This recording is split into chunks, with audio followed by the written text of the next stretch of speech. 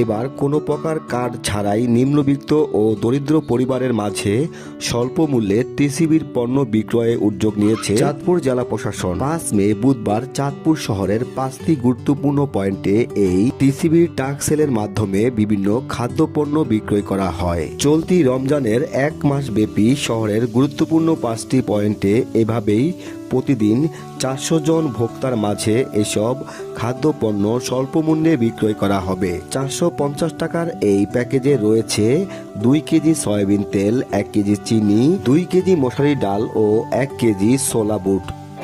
ভ্রাম্যমাণ টাকসেলের মাধ্যমে টিসিবি পণ্য বিক্রয় আয়োজনে জেলা প্রশাসন আমরা প্রতিদিন 400 জন করে দেওয়ার নির্দেশনা আছে। কি কি থাকছে এখানে?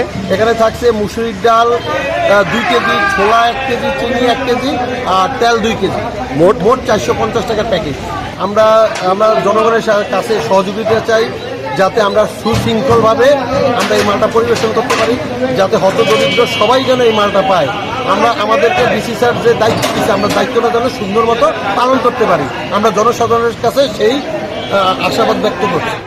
সংশ্লিষ্টরা জানিয়েছেন, স্বল্প মূল্যের এই টিসিবি টাক সেলের পণ্য কিনতে ভোক্তাকে শুধুমাত্র ভোটার আইডি কার্ডের ফটোকপি এবং মোবাইল নাম্বার জমা দিতে হবে। এছাড়া অন্য কোনো কার্ডের প্রয়োজন হবে না।